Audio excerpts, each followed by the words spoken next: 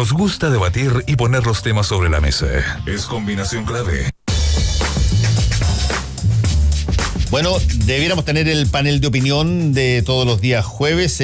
Aparentemente Pancho Martorell se indispuso, hoy día está enfermito, así es que no va a estar. Está con nosotros Juan Ignacio Latorre, que de Revolución Democrática y profesor, además. Gracias por estar acá. Estamos esperando a Jorge Ramírez que llegue. Pero mientras tanto podríamos hacer un par de cosas que tienen que ver con algunas de las declaraciones que la propia Beatriz Sánchez ha señalado últimamente. Ella ha sido bien honesta en decir que ella recibió un golpe en lo que era el ímpetu de su campaña. No lo asoció necesariamente a lo que pasó con Alberto Mayol, sino lo asoció más bien a situaciones que probablemente tienen que ver con no ser una política profesional, o que la coalición es mucho más amplia o mucho más vasta de lo que eventualmente puede un liderazgo canalizar en términos de ello. Pero no cabe la menor duda, dice ella, que ha habido un desgaste en la campaña. ¿Cómo establecen ustedes, cómo miran eso? Sí, hola Fernando, buen día y saludo a todos los auditores de La Clave. Mira, efectivamente el proceso no ha sido fácil. Uno percibe en la calle que Beatriz Sánchez tiene mucha adhesión en la calle, mucha adhesión, buena recepción en general, aunque hay un grado de conocimiento que todavía falta. En regiones sobre todo se le conoce menos, digamos, ¿no? Por lo tanto tiene mucho que crecer ahí. Sin embargo, claro, la misma construcción del Frente Amplio es nueva y es un proceso complejo, ¿no? El mismo proceso programático, ponernos de acuerdo, las prioridades, los énfasis, materia de realmente relaciones internacionales. Hay tensiones y hay diferencias internas, y eso es así, es innegable, digamos, ¿no? Luego yo creo que ha habido un ataque muy fuerte de los partidos tradicionales, como decir, mira, una especie de ninguneo, ¿no? Como, mira, esto es populismo, estos cabros son muy idealistas, están planteando cosas que no se pueden, ¿no? Los números no dan, etcétera.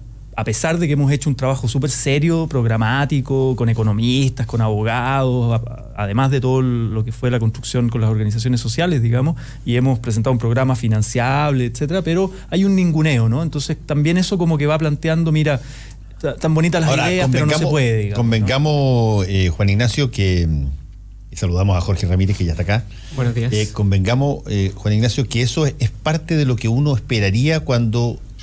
Y lo debe colocar dentro de sus acciones previsibles, cuando tú tienes como criterio de irrupción política en gran medida criticar prácticamente todo lo que ha habido antes que tú.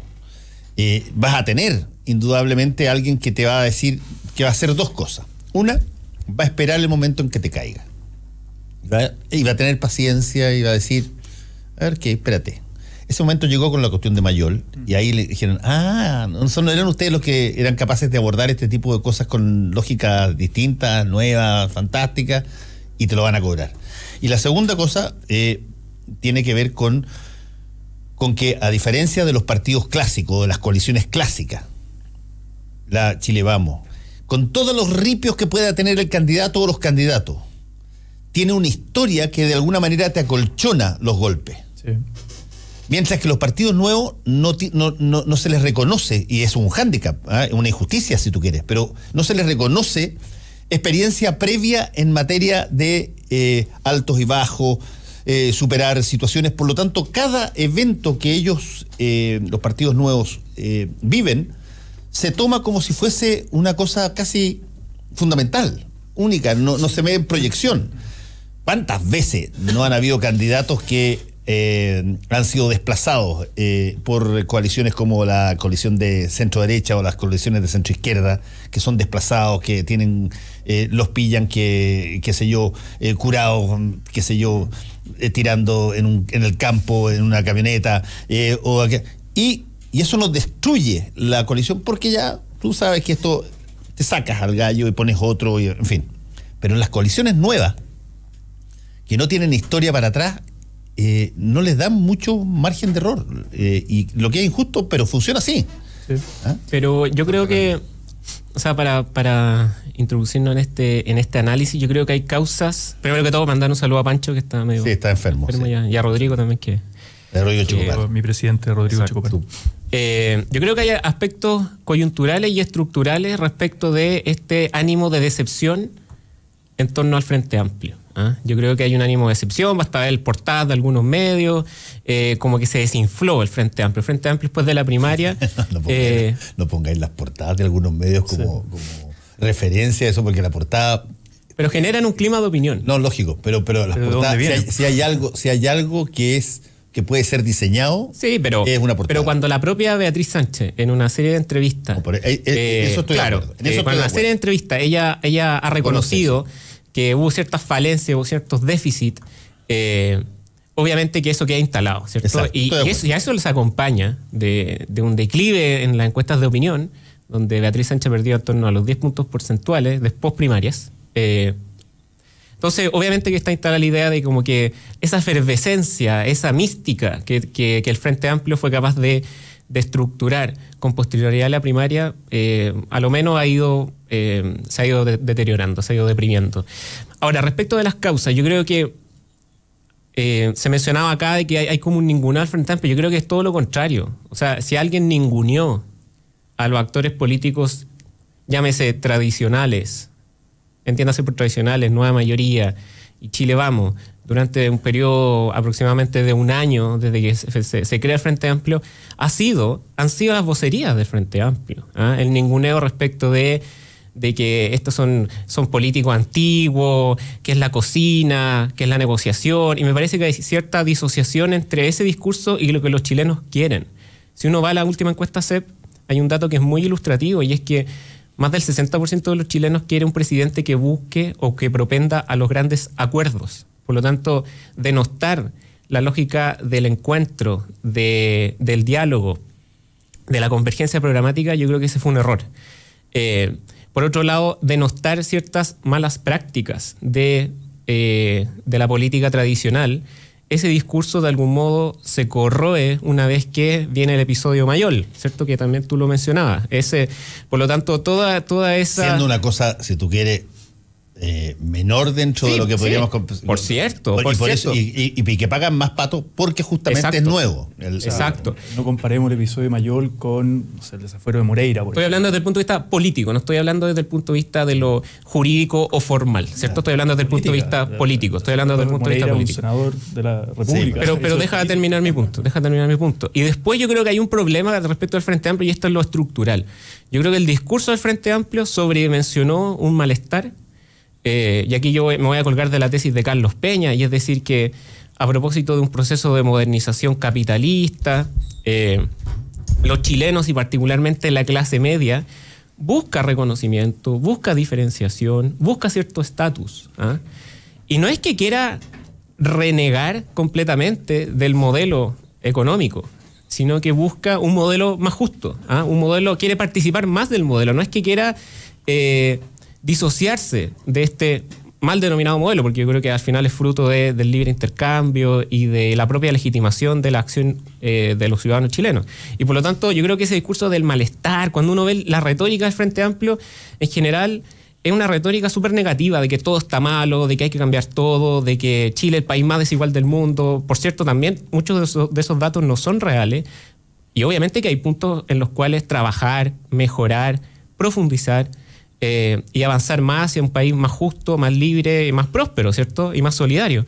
Pero esa retórica de la exacerbación del malestar, yo creo que ya no encaja, como encajó en el año 2013, con las preferencias y las adhesiones de una mayoría del electorado. Dime una cosa, ¿en qué se diferencia, Jorge Ramírez, la lógica del malestar, es decir, la crítica a todo lo que eventualmente pueda ser parte del sistema que hace el Frente Amplio, a lo que hace la campaña de Sebastián Piñera, que prácticamente no hay nada, incluso hasta con falsedades abiertas, pero no hay nada que merezca mantenerse en pie? Pero es que son cosas distintas. Una es el malestar respecto del modelo económico, ¿cierto? Y otro es un malestar. El otro es, lo que está planteando Piñera, es un juicio crítico respecto de la gestión del gobierno, que son cosas distintas. Sí, está bien, pero O sea, los órdenes de magnitud pero son para los efectos prácticos, lo que la gente escucha es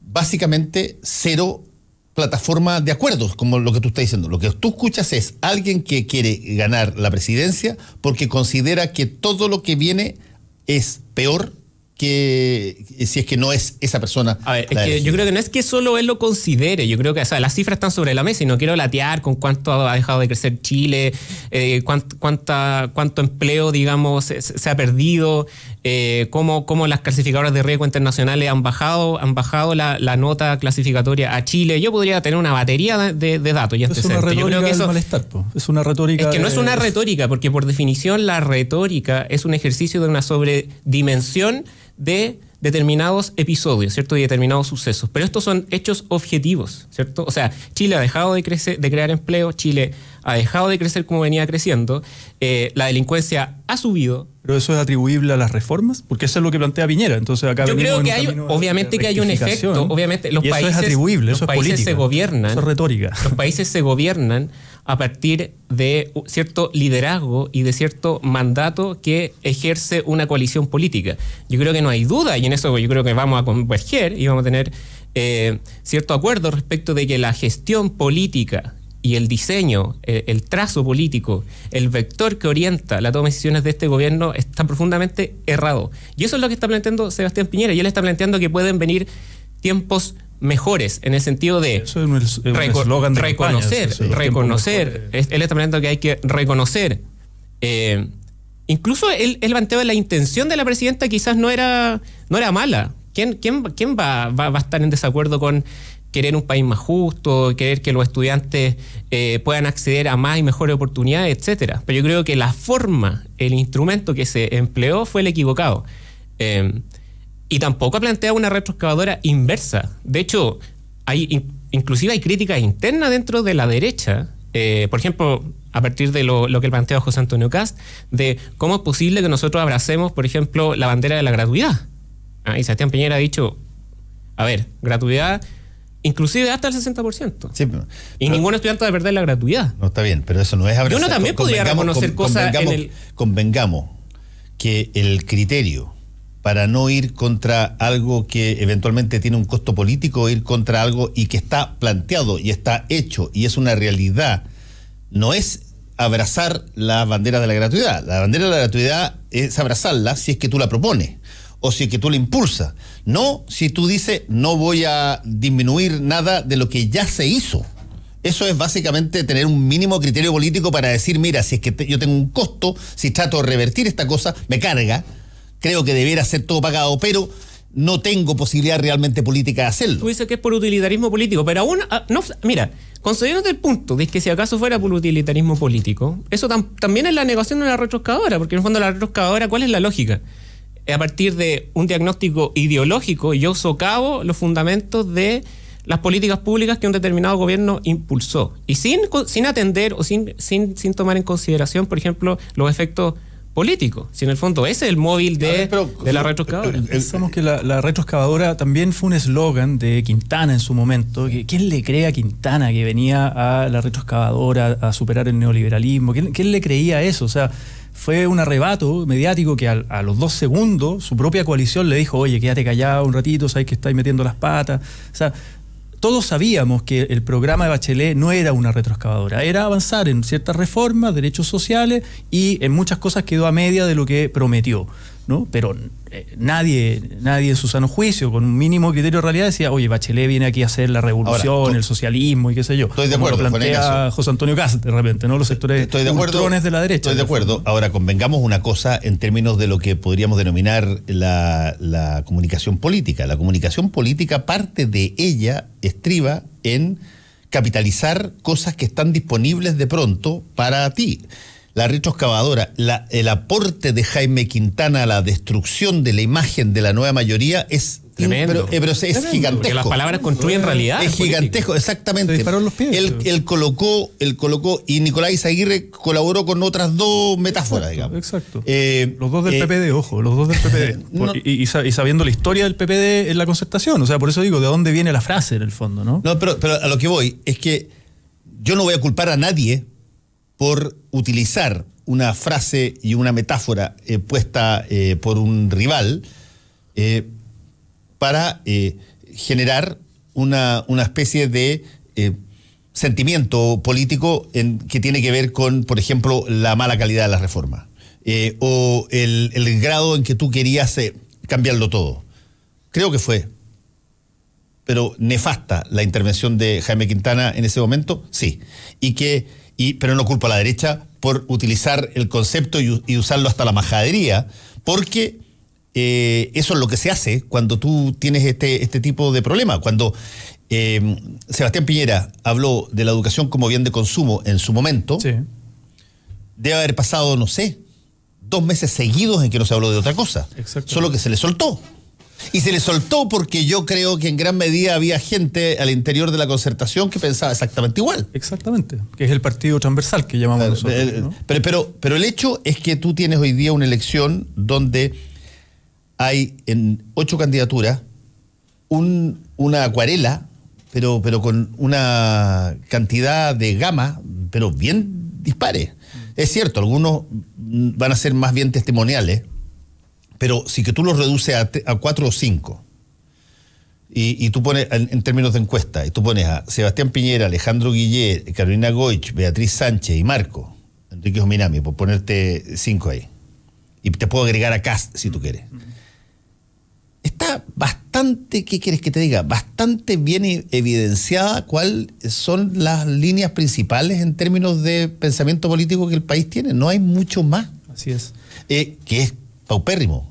A mí me parece que debiera haber mucho más. Debiera haber líneas de trabajo por ámbitos de colaboración o cooperación en el estilo, qué sé yo, de los países nórdicos o en el estilo de otro tipo de empresa. Pero no, básicamente tú tienes desde el modelo que se defiende, porque ha funcionado en términos de sus niveles cuantitativos, tiene las diferencias fuertes entre la izquierda y la derecha en base a lo que ha sido la historia reciente, y tiene las 3, básicamente, miradas de lo que es la centroizquierda hoy día, o 4, respecto del país, que en un momento dado eran un solo grupo y que se ponía de acuerdo en las elecciones para votar más o menos en bloque, y que hoy día están incapacitadas desde hace 2 elecciones de hacerlo. Así es.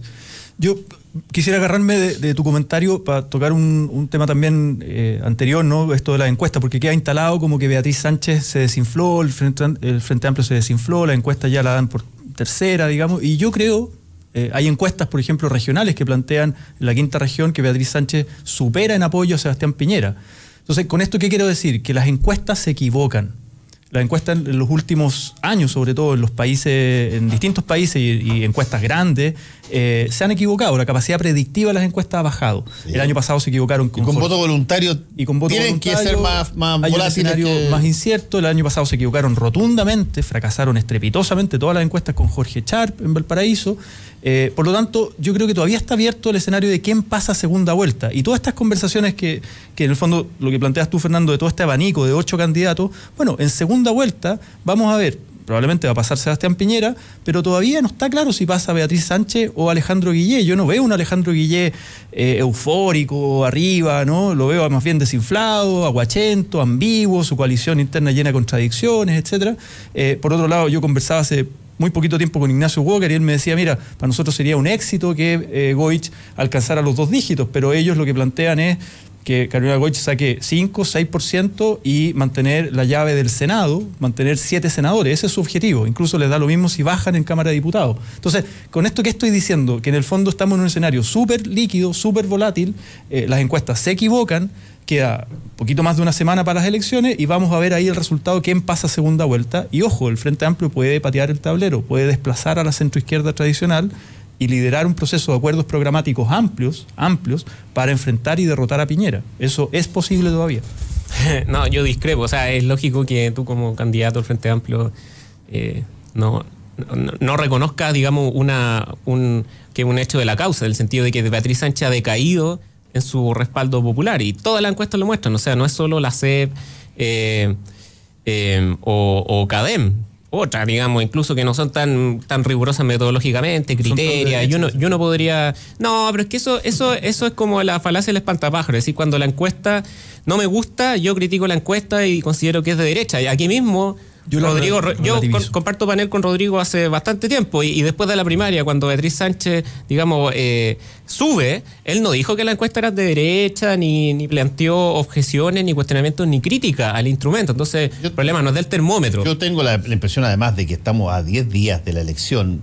Seguir dándole la importancia a la encuesta ya a estas alturas es irrelevante. Sí, veamos lo que va a pasar. Veamos lo que va a pasar en la... Por cierto. Pero lo que yo voy a plantear es que el escenario yo no lo veo para nada líquido. Lo veo sumamente estable.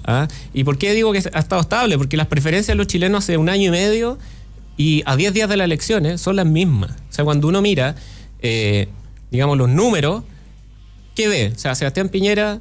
disparado, 15 puntos arriba de Alejandro Guillé, y Alejandro Guillé está en torno a los 20 puntos y Beatriz Sánchez en torno a los 12, 13 puntos. Ahora, alguien me podrá decir, no, pero es que no reduzcas solo un fenómeno político al ámbito presidencial. Bueno, vámonos al ámbito parlamentario. En el ámbito parlamentario, yo también creo que el Frente Amplio va a tener una representación, pero va a tener una representación más bien marginal, en torno a los 8 parlamentarios. Por lo tanto, no sé de dónde, obviamente que tú tienes que transmitir una luz de esperanza, decir, oye, esto no está jugado, el partido se acaba en el último minuto y quizás los descuentos, pero la verdad es que yo creo que la foto, la radiografía que vamos a mirar el 19 de noviembre va a ser muy, muy estable respecto de lo que está instalado en el clima de opinión. Ya, está bien. Eso me recuerda una reunión que hubo, no voy a mencionar los nombres para no herir susceptibilidades, pero entre un gran autoridad del país con su gabinete y de pronto había una discusión sobre si es que esa persona, la autoridad, debía salir a decir algo en televisión o no. Entonces la persona dice, yo creo que el país necesita saber mi opinión. Se levanta un ministro y dice, yo creo que no. O sea, hay cosas que eventualmente son discutibles, si es que hay algo que a estas alturas es discutible, veamos cómo nos va a ir. Por eso te digo, la encuesta tiene el valor de medir una cierta temperatura hasta un momento, y después la encuesta vale callampa hasta que la votación pasa a ser la realidad. Y desde ese punto de vista... ¿Quién le achuntó más? Claro, desde ese punto de vista yo valoro el que haya esta medición de temperatura que se llama encuesta, pero hay un momento en que uno ya no puede seguir invocándolas porque ya tienes la elección encima. Incluso hablemos del momento. Yo te voy a dar otro elemento que para validar o reafirmar mi hipótesis, porque estos son tesis, digamos, que uno pone sobre la mesa, y esto no es una verdad revelada, por cierto. Es una tesis. Yo creo que la arremetida final de Marco Enrico Minami también va a generar un efecto en términos de la votación del Frente Amplio. Yo creo que esta campaña negativa, esta campaña disruptiva, en términos de que nunca habíamos visto en Chile, digamos, un personero político que usara la mitad de su franja para denostar abiertamente a un potencial compañero de causa en una segunda vuelta, su performance en el debate presidencial, digamos, yo creo que eso va a tener cierto efecto, y yo creo que Marco ha arremetido, y vamos a ver qué tanto, porque él está apostando a un nicho electoral. O sea, Marco Enrique no le está quitando votos a Piñera.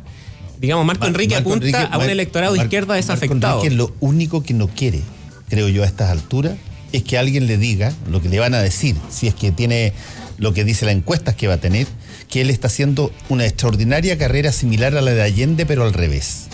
Cada elección pierde más votación. Claro. Porque Allende, que la ha dicho muchas veces, exactamente, tuvo 4 votaciones, es cierto, claro, pero cada votación obtuvo más que la votación anterior. Triunfo, y por lo tanto, lo que él está, me imagino yo, diseñado, es decir, ¿sabes qué? Nunca ha tenido mucho escrúpulo en ese sentido, es político, profesional, es serio en eso. Compadre, aquí hay que ir a matar allí donde están los potenciales votos nuestros, y ese se llama Matemos Guillén. Y olvidémonos de Piñera, porque ya Piñera no sacamos más jugo de ahí. ¿Por qué? Porque necesita mostrar que tiene que tener más del 11% que tuvo la última vez. Porque si no, alguien va a plantear y va a decir, chita, esta cuestión van 3 veces, 20, 11, 6. Pero necesariamente desde el punto de vista de la geometría electoral, si uno la quiere denominar así, cada punto de marco implica también un descenso. Descenso de otro, por eso. Y estoy de acuerdo. Sí, estoy de acuerdo que él ha apuntalado mucho más a Guillé que a Beatriz Sánchez, que al Frente Amplio. Porque también le ha dado más material. Claro, porque es, lógico, los ha escogido como el blanco desde donde puede obtener un poco más de votación, porque ya no hay ni una posibilidad de sacarle otro voto, creo yo, para Marco, desde Sebastián Piñera. Vamos a hacer un alto y ya volvemos. Estamos coludidos, pero para entregarte información, opinión y debate. Es Combinación Clave en la 92.9 y radiolaclave.cl. Hora Clave. 10 de la mañana, con 3 minutos. 92.9. Somos como tú. Somos la clave. Elige atreverte. Elige lo que nunca has hecho. No temas a lo desconocido. Corre riesgos y enfrenta desafíos. La vida tiene pasión, emociones. Motívate. No te duermas. Elige energía. Elige la vida. Elige más. Hankook Baterías. Mucho más. Hola Seba, ¿cómo andamos? Ah, como todos. ¿Cómo vamos a andar? Pues si quedamos fuera del mundial, estamos llenos de portonazos, todo el mundo roba, los políticos pelean todo el día. ¿Y a ti qué te pasa? Andáis como lechuga. Yo ando Brooksfield. Por fin una tienda de moda solo para hombres que mezcla mágicamente el estilo inglés con la exquisita confección italiana. Brooksfield nació en Piamonte en 1971 y hoy está en Chile para sorprendernos. Ven a ver la temporada primavera-verano en Brooksfield y sonríe. Brooksfield, en Casa Costanera, Alto Las Condes y Portal La Dehesa. Si tú eres de las que se preocupa de dar lo mejor a tu familia, la que da su receta por Facebook, la que da sin esperar nada a cambio, la que da ideas para el fin de semana, la que da consejos por WhatsApp, la que da orden y malcría, la que da permiso, la que da su hombro, la que da amor... Entonces, dale Manantial a tu familia, porque darles agua purificada les hace bien. Manantial no contiene cloro, es libre de sodio y es 100% pura. En Manantial despachamos gratis toda la pureza y frescura que merece tu familia. Contáctanos al 600-427-2200 o solicítalo en manantial.com. Manantial es vida. En el corazón de Providencia y a pasos del metro, Hotel Nogales and Convention Center. Un servicio de primer nivel con estacionamiento, Wi-Fi y desayuno incluido. En Hotel Nogales ponemos a su disposición nuestro centro de eventos con salones con capacidad hasta 400 personas. Reserve su estadía en hotelnogales.cl o a nuestro teléfono 223-356958. Hotelnogales.cl. Lo hacemos simple para usted. Un programa que cambiará tu vida con historias de motivación. Nunca se den por vencidos. Lo importante es entender qué les hace vibrar. Eso es lo que tienen que buscar. De emprendedores. Hay que ser exitoso en tiempo. De superación. El abuso hay que exponerlo. 18 personas que están cambiando el mundo nos revelarán cómo alcanzar el éxito. Inspiradores. Querer es poder. Jueves a las 23:30 horas en Chilevisión. ¡Vótale, Sandri! Cada latido es un sueño para miles de parejas que sueñan con tener un hijo. Valentía, frustración y dolor. Esto va a cambiar. Para que el sueño de ser padres no esté condicionado a tener dinero. Para que el Estado de una vez reconozca la infertilidad en el plan auge y miles de parejas como ustedes cumplan su sueño. Ñuñoa, Providencia, Santiago, Macul, San Joaquín y La Granja. Vota P89. Ya, mi amor, ahora sí. Vamos que se puede. Crucemos los dedos. Tranquilo, gordito. Si no queda en este colegio, vamos a otro. El azar es uno de los mecanismos que se nos ha impuesto para conseguir un colegio, en vez de apoyar a las familias a elegir el colegio de su preferencia. En estas elecciones, tu voto puede cambiar las cosas. Vota Renovación Nacional. Piñera, SRN. En el Distrito 9 de la Región Metropolitana, Erika Olivera, diputada. Hola, soy Alberto Mayoli. Seguro me recuerdas por unos audios de WhatsApp, por la denuncia de la fiesta en el Caribe de una FP. y por un programa de gobierno que saca ronchas en la derecha. Hoy soy candidato por el Distrito 10 y quisiera pedir tu voto. Recuérdalo, el 19 de noviembre, si votas en La Granja, San Joaquín, Macul, Ñuñoa, Providencia o Santiago, vota por Alberto Mayol, Distrito 10. Mayol, G65, Distrito 10. Hola, soy Fernando Atria, profesor de la Universidad de Chile y candidato a diputado por Las Condes, La Reina, Peñalolén, Vitacura y Lo Barnechea. Al principio nos decían que nadie de izquierda podía ganar en estas comunas, pero al recorrerlas he visto que somos muchos los que buscamos un Chile más humano y solidario, donde las oportunidades no dependan del bolsillo y los derechos no sean un privilegio. Este va a ser un triunfo histórico. Con tu voto podremos construir un Chile pensando en todas y todos.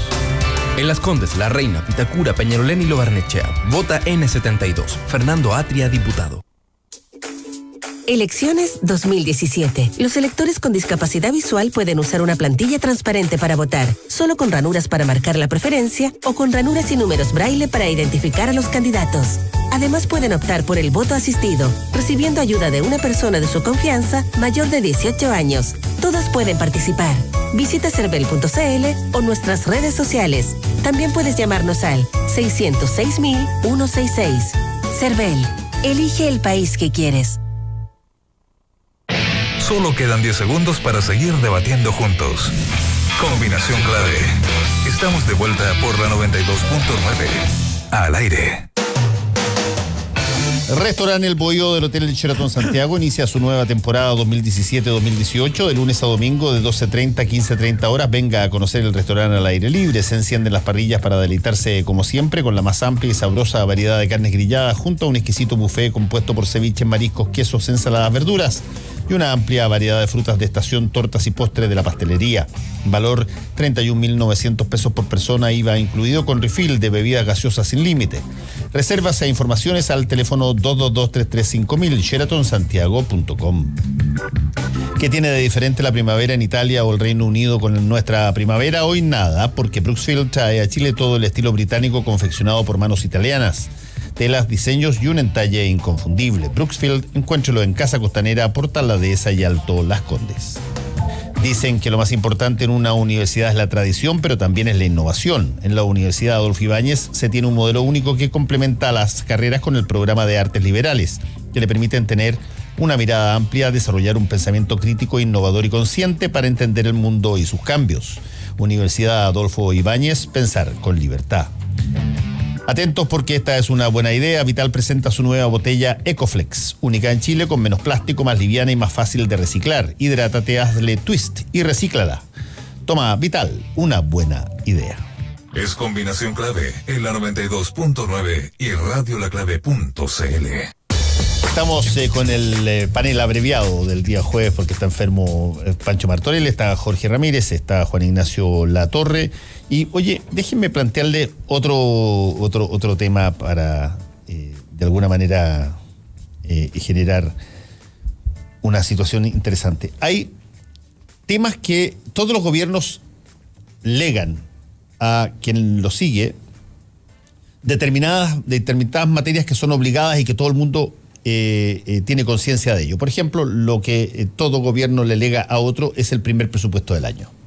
Y en eso estamos en este momento, analizando el presupuesto 2018, que quien quiera que sea presidente de la República a partir del 11 de marzo del próximo año, va a heredar un presupuesto que no lo tramitó, no lo consiguió, ni le jineteó ese propio gobierno. Y eso funciona así, para eso hay más plata. Pero también hay otras cosas que se legan. Por ejemplo, y eso ha sido motivo de discusión de campaña, y te lo quiero preguntar a ti, Jorge, porque ha habido ahí voces que dicen de que hay un montón de cosas que debieran detenerse. Por ejemplo,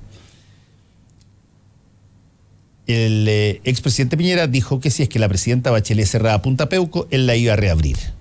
Ahí hay una cosa que suponiendo eso. Segundo, él ha señalado que si es que la presidenta de la República lleva la gratuidad hasta el 60%, él va a mantener ese 60%, pero no lo va a continuar al 70, 80 o 90, sino que va a continuar con una política, pero va a mantener el 60%, no lo va a retrotraer.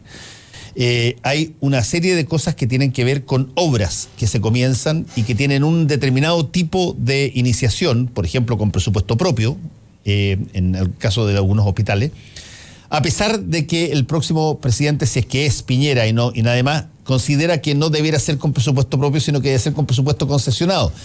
Sobre eso no se ha dicho si es que se revierte o se cambia la forma. ¿Cómo se hace ahí? No, yo creo, hay que distinguir, yo creo que, por ejemplo, en materia de obras públicas. Sí, en obras públicas. Yo creo que estamos y debiéramos transitar, y yo creo que se ha hecho, hacia un modelo más de políticas de Estado más que de gobierno. A propósito de toda esta discusión y la pelea chica, que fue bien patética, dicho sea de paso, cuando se inauguró la línea 6 del metro, de si era mío, si era tuyo. Digamos, el metro al final es de todo, ¿cierto? El metro lo pagamos con cargo a renta general. No, pero hay algunos que les encanta atribuirse cosas. ¿Qué querés que te diga? Bueno, pero de lado y lado, esta cuestión, no, yo creo que el narcisismo político, como tú venías hablando anteriormente, yo creo que es transversal. No, uno no lo puede identificar con un determinado sector político. Entonces yo creo que, obviamente, cuando el presidente Piñera ha planteado el tema de la segunda transición, ¿a qué refiere la segunda transición? Es que hubo una primera transición. Grande Alejandro Foxley. Otra cosa que no ha reconocido que es de Foxley. No, es de él. Es como los cómplices pasivos. Yo creo que da un poco lo mismo. Mientras el concepto, yo creo que es un buen concepto. Mientras sea bueno, y si es de Foxley, bueno, aplaudimos a Foxley. Es un buen concepto. Ya no tengo ningún problema. No tengo ningún problema en reconocerlo. Entonces, cuando se plantea el concepto de segunda transición, bueno, hubo una primera transición, ¿cierto?, a la democracia, con sus falencias, imperfecciones, pero que en general ha tenido buenos efectos en términos de estabilidad política, estabilidad macroeconómica, etcétera. Justicia social, obviamente que hay ciertos baches y cierto déficit, pero cuando uno hace el trazado general, nadie podría cuestionar, bueno, algunos lo hacen, pero el amplio consenso político le agrega un valor a la transición política, a esa primera transición. Pero hay una segunda transición que es la transición hacia el desarrollo, ¿cierto? Y cuando tú quieres transitar hacia el desarrollo, no puedes caer en mezquindades en términos de decir, oye, esta obra pública fue trazada, fue diseñada en este gobierno, yo no, la voy a parar, voy a meter el proyecto en un cajón.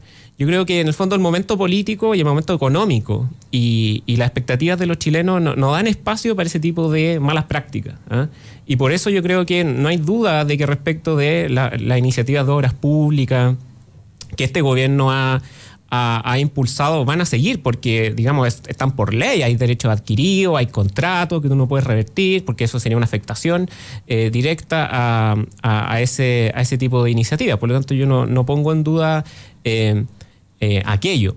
Ahora, ¿cuál es la viabilidad de esta segunda transición? Yo creo que la viabilidad no es solo, es bilateral, no es solo unilateral. Es decir, no basta solo que Sebastián Piñera y su grupo más cercano y su contingente legislativo quiera generar condiciones objetivas para que se generen grandes acuerdos y consenso, ¿ya? También se necesitan dos para bailar, ¿ah? Necesitas una oposición. Y por eso yo creo que es tan interesante lo que va a pasar en la elección parlamentaria y en el Congreso.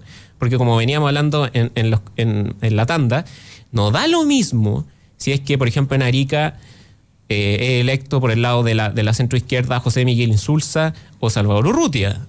Por otro lado, no da lo mismo si es que... O senador del Partido Liberal, de Vlado Mirosevic, por ejemplo. No, pues estoy hablando del... Sí, y tiene chance. Tiene bastante chance de ser puede quedar fuera Insulza. Pero estoy hablando desde el punto de vista de la nueva mayoría.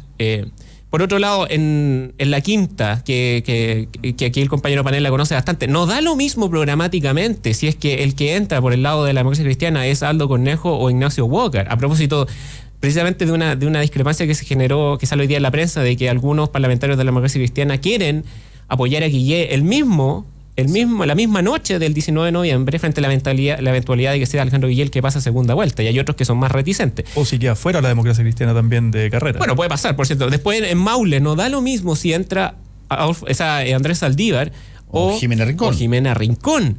Y ahí sí podría seguir yo por el recorrido del territorio nacional. O en Aysén no da lo mismo si es que entra Camilo Escalona o Jimena Órdenes, o la candidata de la democracia cristiana. A ver, entonces, yo creo que tú dices una cosa que es súper interesante, pero más que correlación de fuerza, y que en particular, Jorge, para la democracia cristiana,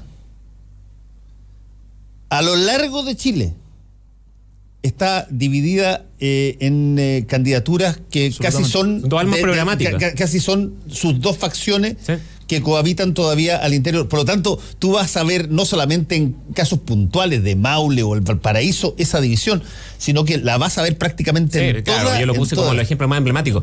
Y a lo que voy es que este proyecto de la segunda transición, como se necesita dos para bailar, y para generar grandes acuerdos y consensos políticos se necesitan dos interlocutores o más, o pueden ser tres. Esa composición cualitativa, ya ni siquiera estoy hablando de lo cuantitativo, si del número, cuánto tenga la nueva mayoría, cuánto tiene el Frente Amplio, no, sino que el perfil, la biografía, las características personales de los candidatos que resulten electos van a ser vitales o esenciales para generar condiciones para esta segunda transición. Porque si se impone una facción más progresista o más crítica, más revisionista de lo que fue la primera transición y de lo que fue la lógica de los grandes acuerdos y la transición vía transacción, como se le ha denominado, va a ser muy difícil materializar ese proyecto de segunda transición. No sé si me explico. Pero sí. Yo creo que efectivamente plantear el tema de la segunda transición es muy interesante, pero eso implica poner sobre la mesa los proyectos y las ideas de desarrollo, las convicciones de desarrollo. ¿Qué entendemos por desarrollo? Nosotros nos jugamos, por ejemplo, por un desarrollo sostenible, o decimos hay que invertir más en innovación, ciencia y tecnología, o agregar valor a la producción, o energías limpias y renovables. Esas son convicciones, son ideas de desarrollo. Otros dicen, no, mira, desarrollo es que crezca más el PIB y punto, que haya más obras públicas, que haya más inversión privada, da lo mismo a qué costo ambiental o social. Y eso es desarrollo. Y esas son ideas. Yo conversaba justamente en la tanda, tuve un debate hace muy poquito con Bartolucci, candidato senador de la UDI, y él viene recargado. O sea, él dice acá, el legado de Jaime Guzmán es el que hay que defender. Nosotros venimos en un camino de rectificación. Y él apoya a Piñera y dice, y no le molesta si pasa José Antonio Kast, y también apoyaría a su amigo José Antonio Kast. Entonces, no da lo mismo quien salga, efectivamente. Yo estoy de acuerdo en eso, lo dice José. No da lo mismo quien salga. Dentro de un mismo conglomerado hay, digamos, una varianza, por ponerlo en términos estadísticos, una variación programática súper significativa. Porque hay ideas de desarrollo distintas. Yo creo que eso es lo que el consenso de los 90, digamos, que se extendió, yo diría, 2 décadas, el consenso binominal, ¿no? De entender una manera de una estrategia de desarrollo heredada de la dictadura, etcétera, como algo incuestionable. Yo creo que hoy día está en cuestión, efectivamente está en cuestión, y tenemos que mirar de cara al siglo XXI las distintas propuestas de desarrollo y bueno, y que la ciudadanía decida, digamos, ¿no? Hace muy poquito tiempo votó cerca de 1 millón de personas en un plebiscito autoconvocado en contra de las FP. Bueno, eso esperamos que se traduzca en votación. No basta con ir a marcar un voto que era testimonial, digamos, simbólico, o alegar por redes sociales contra la FP. Hay que ir a votar por candidaturas que digan, ¿sabes qué? Se puede pensar el sistema de seguridad social sin AFP, ¿no? Eso es posible. Durante 20 y tantos años, 25 años, era incuestionable. Hoy día se está cuestionando y estamos hablando de un elemento central del desarrollo, ¿no? De un elemento central de lo que ha sido el modelo de desarrollo chileno, digamos. Otro ejemplo que sale en la prensa ahora gracias al periodismo de investigación, el caso de los papeles de paraíso, ¿no? Y el caso de Alsacia en los paraísos fiscales, ¿no? Una empresa que opera en el Transantiago. Los Paradise Papers. Exactamente. Bueno, ahí hay un problema político, ético, brutal, ¿no? Brutal. Una empresa extranjera que opera en sistema de transporte, muy mal evaluada además la empresa, que está eludiendo, evadiendo impuestos. Habrá que investigar, ¿no? Cuánta plata. El Estado le ha facilitado mucha plata, contratos ahí muy poco transparentes. Y quebró Alsacia, ¿no? Ellos decían que estaban en quiebra, ¿no? Y sí, estamos hablando de varios millones de dólares que estaban llevando ahí a paraísos fiscales. ¿Cuántos operadores políticos? El señor Cordero, que está metido, un principal lobista de esa empresa, está metido en el corazón de la campaña de Piñera. Eso representa una idea de desarrollo, ¿no? El señor Cordero defiende esa idea. No podemos negar que el sentido de anticipación de la campaña de Chile Vamos fue brillante, ¿eh? ¿En qué sentido? Perdón, a Gonzalo Cordero era el vocero de la campaña, hasta que de pronto, subrepticiamente nadie sabe cómo, salió. Ahí está el motivo. Y mira tú, aparece asociado a este tipo, donde tendría que en una de esas, si que fuera vocero de la campaña, por ejemplo, mira, le estarían preguntando más por Alsacia y la elevación de paraísos fiscales, claro, que por su campaña. Pero más allá, fue una acción que yo me imagino que obviamente debe ser casual, o coincidental, sí. pero sospechoso, diría. No, yo no tiendo a sospechar, pero las cosas son de unas coincidencias muy brutales. Pero el hecho es que los Paradise Papers, con respecto a las cosas de Chile, han causado menos remesón que por una razón muy sencilla, creo yo. Porque los Panama Papers que dieron antes eran cuentas de personas individuales. Exacto. Y en banco a través de este bufete de Mossack Fonseca. Estas son cuentas corporativas. Y las cuentas corporativas siempre son más engorrosas, son más difíciles, te encubren quiénes están detrás. Diseño. Por diseño son más difíciles. Entonces, yo creo que todavía falta un par de cosas. Oye, pero retomando un tema que se planteaba respecto de las agendas, ¿cierto? De una campaña que se habla mucho de lo electoral, pero se habla poco de lo programático. Yo tiendo a compartir con ese diagnóstico. Me gustaría ver más propuestas. Pero las agendas se construyen, se pueden cimentar desde una posición más reducida, de mayor marginalidad, si le queremos denominar así, pero para impulsarla tú necesitas, digamos, cierta eficacia, ¿cierto? Una eficacia política, y eso se tiene que traducir en escaño, en el Congreso. Y la gran pregunta que tiene el Frente Amplio es, ustedes han estructurado una mirada programática, hay un proyecto detrás, yo no lo voy a poner en duda.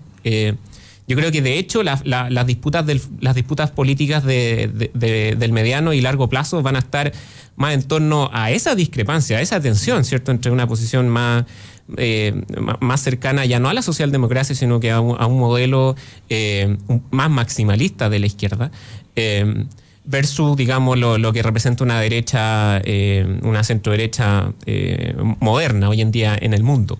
Pero respecto de cómo tú le das viabilidad política a esas agendas, yo creo que ahí la discusión de qué va a pasar con posterioridad a la segunda vuelta es crítica, y es clave.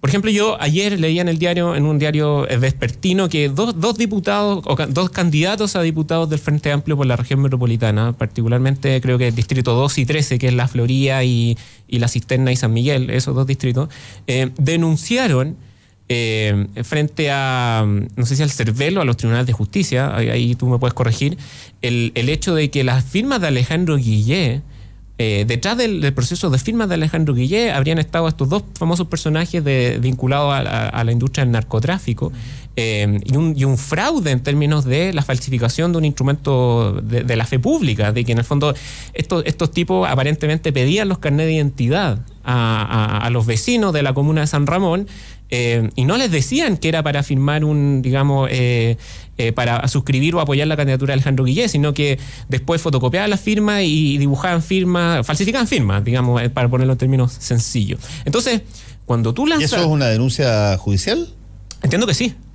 No sé si habría que ver la noticia de ayer en La Segunda, pero estaba sobre la mesa. Entonces, cuando tú lanzas esa bomba a 10 días de la elección, las condiciones de un apoyo recíproco, ni siquiera estoy hablando de que bajo el supuesto de que obviamente el clima de opinión, y volvemos a la encuesta, dicen que va a ser Alejandro Guillé el que pase, pero si así no fuera inclusive, se torna muy difícil la configuración de una suerte de affecto societatis, o de, digamos, un cierto ánimo, claro, ¿cierto? Sí. Una cierta convergencia. Entonces yo creo que ¿cómo miras tú ese proceso desde dentro del Frente Amplio? Sí. Para nadie es un misterio que hay diferencias al interior del Frente Amplio, incluso dentro de las orgánicas del Frente Amplio, en torno al escenario segunda vuelta. Nosotros hemos dicho, vamos a dar esa discusión pública, colectiva, hay mecanismos que se están explorando como plebiscito, etcétera, pero efectivamente en mucha gente no hay ánimo de, por ejemplo, plantear una especie de cogobierno, ¿no? O sumarse así nomás al carro de una eventual que pase Guillé a segunda vuelta y decir, bueno, sí, vamos, incondicionalmente te firmamos un cheque en blanco y te apoyamos. La verdad es que no hay mucho ánimo en mucha gente al interior del Frente Amplio. Ahora, más allá de que la gente, la votación, finalmente la gente es libre de decidir, más allá de lo que digan las orgánicas o los dirigentes del Frente Amplio, la gente va a decidir, y hay mucha gente que tú la encuentras en la calle y dice, mira, con tal que no salga Piñera me da lo mismo. Eso lo dice la gente así abiertamente, ¿no? O sea, el voto anti-Piñera es fuerte, igual. El voto anti-Piñera, incluso en la CEP, es más fuerte, muy fuerte. que el a favor en general. Entonces hay mucha gente que dice, mira, me da lo mismo la discusión de las orgánicas del Frente Amplio y la nueva una mayoría, pero acá hay un voto anti-Piñera y eso puede que ocurra ahí igual. Colgaron para los que están viendo en streaming, en el mostrador también está la noticia de dice Acarreo. Sí, pues Acarreo Municipal por WhatsApp, Frente Amplio denunció al CERVEL uso de funcionarios públicos para campaña de Guille. Así es. Entonces, esa es una discusión que hay que dar. Nosotros lo que planteamos es que si nosotros pasamos a segunda vuelta, efectivamente, no solo la votación de Guillé la podemos capitalizar, sino que podemos nosotros liderar un proceso de construcción programática amplio, ¿no? De acuerdos programáticos amplios, y además atraer a gente nueva.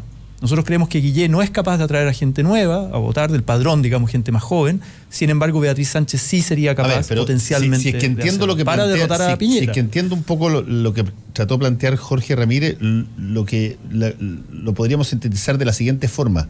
Hay crecientemente, tanto por el lado de Marco, como por el lado del Frente Amplio, como por el lado de la democracia cristiana, hay crecientemente referencias a la campaña de Guillé que darían posible pensar que es prácticamente impensable. Sí. Que no haya ánimo. Que no haya una suerte de convergencia para que se pueda armar un grupo grande en caso que Guillé pasara a segunda vuelta. Eso es claro, porque cuando a Guillé lo han bombardeado, digamos, hace 2 semanas con el tema del narcotráfico. Sí. Entonces, si tú tienes, digamos, tienes la pistola y te queda una bala, y bueno, uno podría decir, ¿para qué la disparo? Claro. Digamos, me la guardo. Si en el fondo, ¿qué más daño le voy a generar a Guillé si ya lo tienen en el piso, digamos? Entonces, hay también una intencionalidad política desde el punto de vista de lanzar disparar esta bomba a 10 días de la elección. Y eso obviamente que deteriora las confianzas, yo creo, por ambos bandos. Absolutamente. Carolina Goich plantea desde un anticomunismo demócrata cristiano, dice, con el Partido Comunista actualmente no es posible, en el escenario actual no es posible llegar a un acuerdo de gobierno programático. Se cuadra con el anticomunismo del sector demócrata cristiano más de derecha, ¿no? Por otro lado, desde el lado nuestro, digamos, Frente Amplio, decimos lo que plantea Guillé en muchos aspectos programáticos es un retroceso incluso de lo que planteaba Bachelet en 2013. En muchos aspectos, la ambigüedad de Guillé es impresionante, entonces no genera entusiasmo, no es un líder que genera que vaya a convocar, digamos, un acuerdo amplio, no es un Pedro Aguirre Cerda como ellos tratan de venderlo, digamos, ¿no?